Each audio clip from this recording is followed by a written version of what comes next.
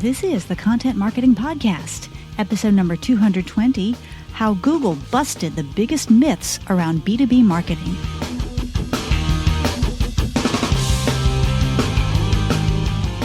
Hello and welcome to the Content Marketing Podcast. This is the show where we help you grow your tribe and your bottom line through insanely good content. I'm your host, Rachel Parker of Resonance Content Marketing, and today is March 30th, 2017. Greetings from the Resonance Content Marketing Podcast studio. Yes, I am back in my beloved Houston after a fantastic few days in Washington, D.C., where I had the pleasure of presenting at the Social Media for Healthcare Marketing Conference. Great event, great people, wonderful conversation, and of course, I got to deliver a 2-hour workshop on one of my favorite topics, personas. Now, Houston peeps, listen up. On May 25th, I will have the honor of presenting at Martech Houston. This is a fabulous one-day conference focused on marketing and technology, specifically for small and medium-sized businesses. I would love to see you there. Registration is open.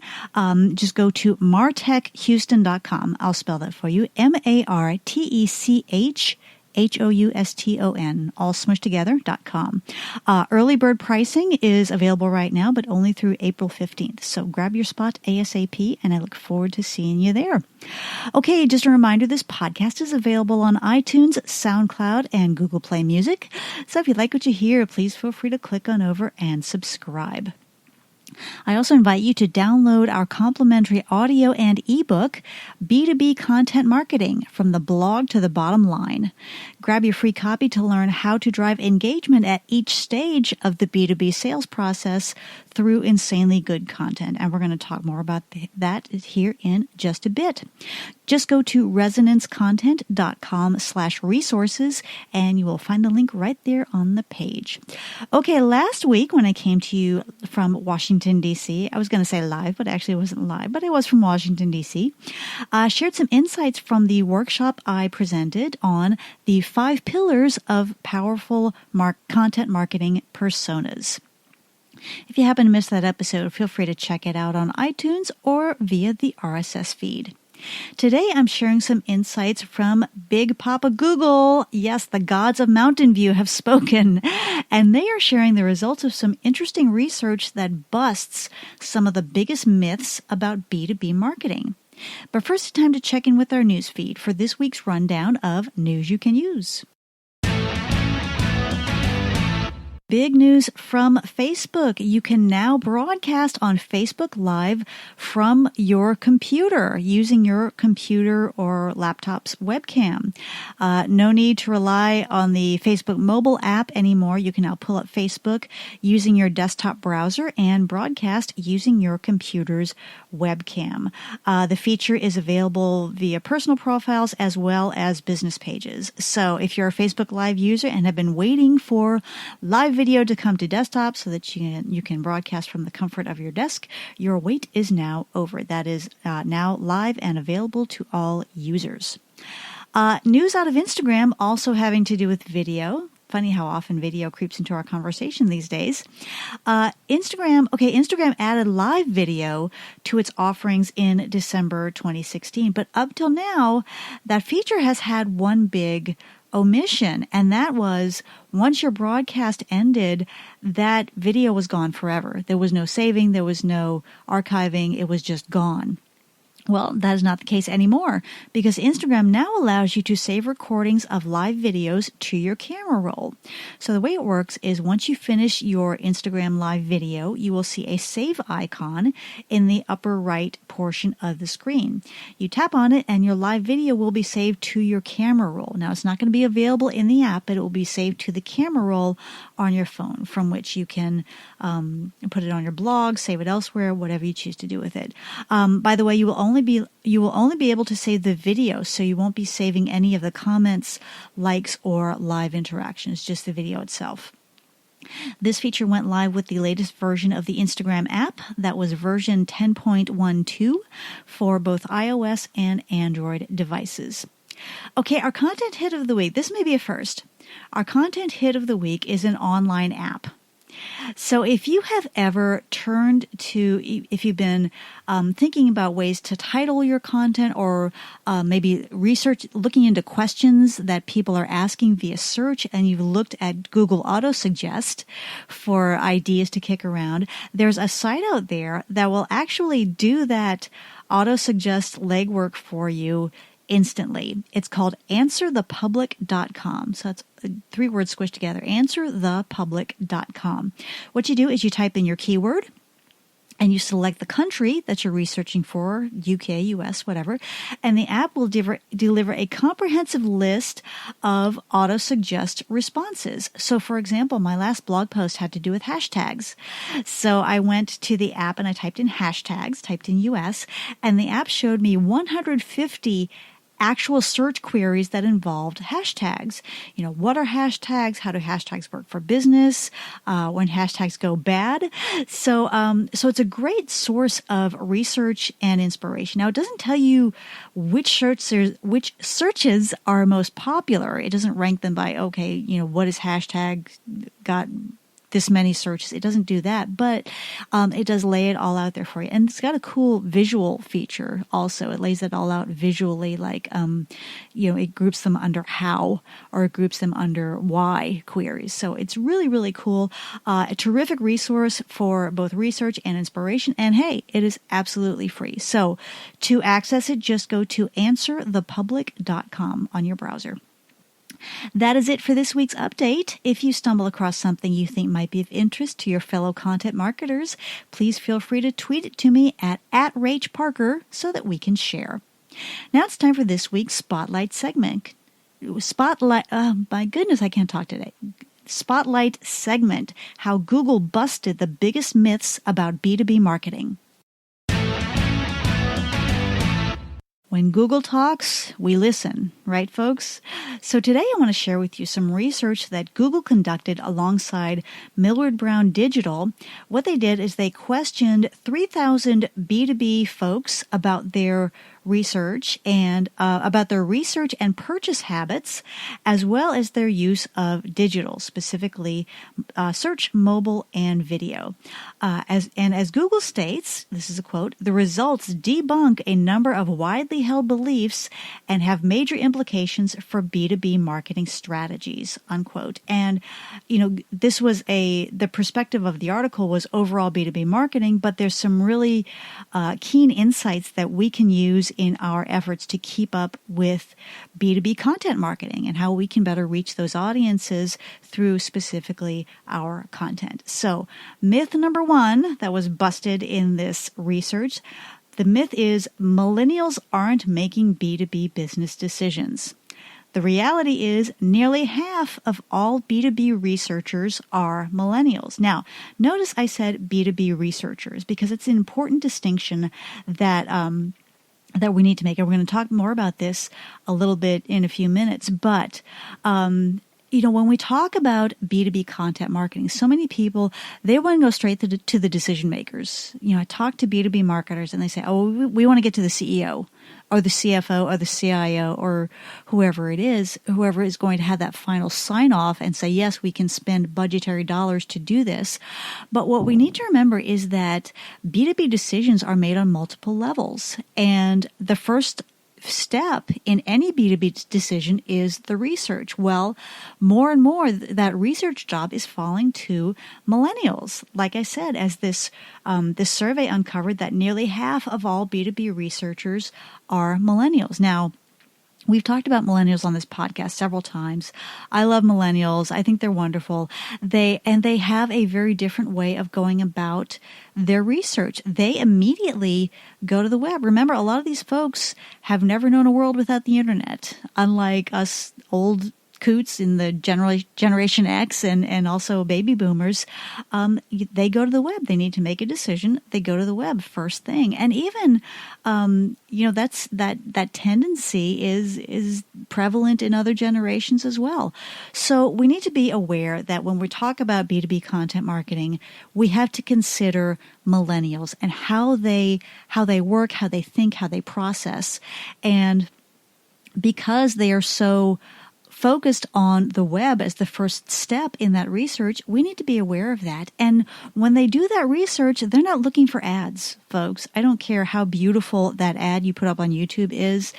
That they might look at that and say, hey, that's really well done, but it's not going to help you get a space on that long list that they're putting together of possibilities to solve the problems. We need to be attracting millennials through quality content and think about the kinds of questions that they're asking when they go out there. What do they need help with? How do they, maybe they need help evaluating these companies that they are researching. We can help them on that end. So as we put together our B2B content marketing strategies, we need to be very conscious of the powers that millennials hold in that process. And we need to be very aware, and we need to speak to them how they think, how they research, and how they gather information. So that was myth number one. Millennials aren't making B2B business decisions. And that is, they may or may not be making the final decision. Actually, come to think of it, last week when I was at this conference in DC, I was with a lot of digital marketing managers, and a lot of those folks are millennials, and many of them do have budgetary sign-off. So, even more reason, do not write off millennials. They are part of the process, if not the end decision maker. So enough for myth number one. Be conscious of millennials, treat them well, give them what they need. Myth number two, B2B marketing should target the highest level executives. Reality is B2B researchers who are not in the C-suite influence purchase decisions. And I talked about that a few minutes ago. The B2B decision-making process is a multi-level one. I'm going to quote this article here. The ecosystem of influencers around the B2B research process has changed dramatically. The research revealed that 81% of non-C-suiters have a say in purchase decisions. So, and this is something I hear all the time. I talk to B2B marketers. I say, we want to get to the C-suite. We don't want to mess with people in between. That's just going to put us in the pack with everybody else. We want to get to the C-suite. Well, number one, remember that those C-suite folks are very, very busy, and they have people filtering their email, a lot of them, and they have people screening their calls. So they're very busy. They're overloaded. They are very difficult to get to. It's a challenge to get their attention. And even if you do get their attention, they may go ahead and kick the decision further down the food chain anyway. They might say, "Oh, I saw this really interesting video by this software company. Why don't you look into what they're doing and see who else is out there?" And pardon me a second, Sophie, quiet, please. Thank you. Oh my goodness. Crazy pug. Okay, please ignore the barking pug in the background. But, again, by limiting ourselves to the C-suite and struggling to get a hold of those folks, we may be missing out on golden opportunities to reach people further down in the organization. So how can we reach those folks? Well, again, they are doing research. So what can we do to help them in that research process? First of all, we need to know where they are in that funnel. Are they, is this the initial let's put together a long list phase, or are they further down in the funnel where they need more detailed and more focused information, or are they almost ready to get in touch and schedule a demo? And there are ways we can reach them with effective content at each level of that B2B funnel. And actually that resource that I talked about, that ebook and audio that I talked about, speaks to this funnel very, very specifically and gives a lot of very detailed advice on how we can do that. So if you want to grab your copy, again, go to resonancecontent.com/resources and look for B2B content marketing from the blog to the bottom line. So thus busts Google myth number 2. B2B marketing should target the highest level executives.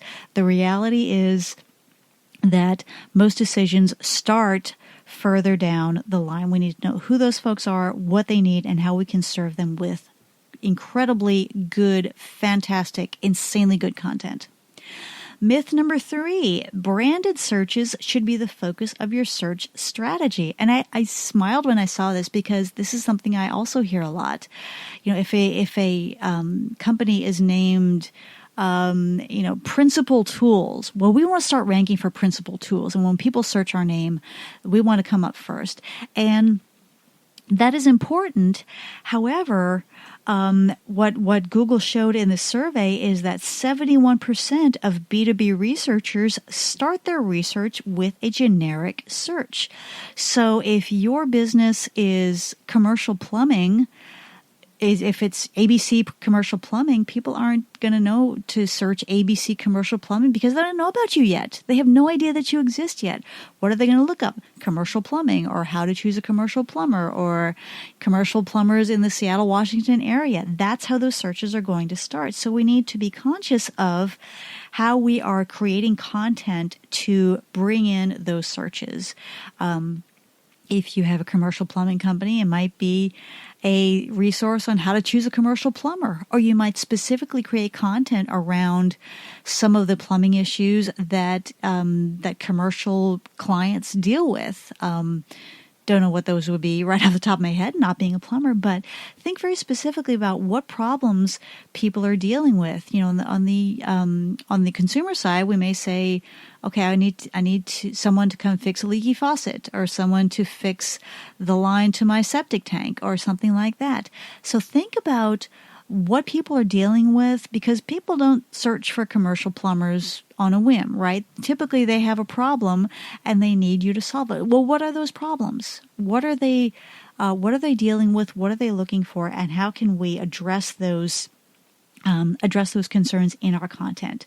Again, quoting from the report here, research shows that those involved in the B2B buying process are already 57% of the way down the path to a decision before they'll actually perform an action on your site. So think about that. By the time they actually come to your website, they are already more than halfway down the path. They've done the research, they made the long list, they made the short list, and now they're actually ready to perform an action on your site. Whether that's scheduling a consult, requesting a demo, requesting a quote, whatever that is, they are already very savvy about what they want by the time they get to your site. So again, be conscious of that.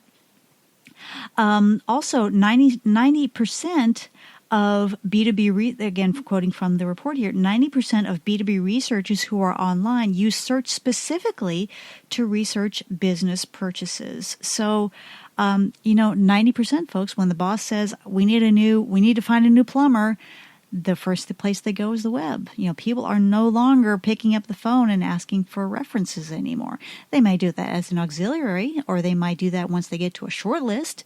But 90% of us, as soon as we need to make a decision, we hit the web. So, also, another interesting tidbit from this survey, on average, B2B researchers do 12 searches prior to engaging on a specific brand site. So remember a few minutes ago we said they're 57% of the way through the decision process by the time they come to your site. Well, they are also on search number 12 by the time they get to your site. So if we want to be there early on in that search process, again, we need to be creating content that answers those questions that they have early on in the search process.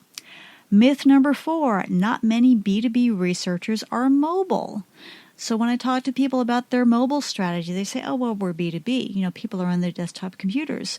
Au contraire, mon frère, the reality is mobile usage is intensifying. Quoting from the report here, B2B researchers are using it throughout their entire path. 42% of researchers use a mobile device during the B2B purchasing process. So that's a big chunk, folks. That's a lot of people who are hopping on their mobile devices to advance that B2B decision-making processes. And also we need to realize that even if people stay in an office all day, they aren't necessarily on their computers the whole time. So they're not just using mobile when they're out and about in airports or stuck in traffic or waiting for a meeting. Oh, there's the thunder. Okay, we're getting ready for some heavy weather here in Houston, so you're going to be hearing some thunder here in a bit. 49% of B2B researchers who use their mobile devices for product research do so while at work. So again, how's your mobile content? Is your content optimized for mobile? Is it optimized for smartphones? Is it optimized for tablets? When people bring up your blog post on their smartphone, do they see this big old blob of very, very tiny words? Or is it optimized? Are they seeing content that they can actually read? Are they seeing videos that play well on mobile devices? All this is very important because those B2B researchers are checking content on their mobile devices. And the fifth and final myth is that video is watched solely to gain awareness. So apparently there's this myth out there that video is purely a top of the funnel thing. If you can put a general video out there, get it ranked on YouTube, get it ranked on Google, and people find it in that initial search process, then you're golden. Well, in this survey, Google found that 70% of B2B buyers and researchers are watching videos throughout their path to purchase. So not just when they're doing their initial research and making that long list, they are watching it throughout that process. Also, nearly half of these researchers, this is great, nearly half of these researchers are viewing 30 minutes or more. 30 minutes or more of B2B related videos. I'm going to close the door here and let Sophie have her little fit by herself. Okay. 30 minutes or more of B2B related videos during their search process. And almost 1 in 5 watch over an hour of content. So they're not just taking in little 90-second snippets here and there. They are watching really in-depth videos, and they are taking a lot of time to watch those videos as they research those B2B decisions. So again, we need to pay attention to our video content. Don't just put up your commercials on your YouTube channel and call it a day. We need to be very conscious of this and publish videos that serve them at each stage of that B2B buying process. And we can't be afraid to make those videos a little bit longer. So yeah, maybe at the top of the funnel, we want a quick 90-second tip to help them through that process. But further down the road, they are going to want more in-depth content. They're going to want more detailed advice to help them make that decision. And we need to know about that, and we need to start creating video content that addresses those needs. So there you have it, how Google busted some of the biggest B2B marketing myths and how that impacts our work as B2B content marketers. If you have any questions or want to add to the conversation, I would love to hear from you. And feel free to tweet me at Rach Parker. Now it's time for our content marketing tip of the week. It is so important that when we're talking about marketing in the B2B world, we are rarely marketing to just one person. As we saw in those research results, B2B decision making is a multi-level process. It is a multi-person process. And if we're only targeting people at the top, then we're missing opportunities, because the initial stages of that B2B decision is typically made on a lower level. So what I advise you to do, people say, so if it's not the CEO, who is it? Who is making those who is doing that initial research, and how does it move up from there? I encourage you to look at how your current clients found you. The people who currently who have said yes to your B2B product or service. How did they find you? What was that first point of entry, and how did the decision chain proceed from there? And if you don't know, it's perfectly fine to go ahead and ask them. To ask your contact at that company, we love working with you. We want to serve more companies like you. How did you find us? How did that decision-making process work? What was that first point of entry, and how did things proceed from there? So use that information to put together a model of a funnel that represents how people find you, and see how you can use that funnel in creating content that reaches prospective B2B clients at every level of the decision-making process. Okay, campers, that is it for me today, just as the rain starts rolling in. I hope you've enjoyed this episode of the Content Marketing Podcast. If you like what you've heard, please feel free to subscribe on iTunes or Stitcher. All right. Hey, Soph. iTunes or Stitcher or Google Play Music. She wanted to come back and cuddle with Mama. Google Play Music, or via our RSS feed. And if you really like what you've heard, please leave us a quick review on iTunes. I would so appreciate it. Also, I want to remind you that my book, The Content Marketing Coach, Everything You Need to Get in the Game and Win, is available in book and Kindle format on Amazon. To learn more about the book and to download a free chapter, visit contentmarketingcoachbook.com. As you know, I always like to leave you with a quote, and today's comes from the world of basketball as a nod to March Madness.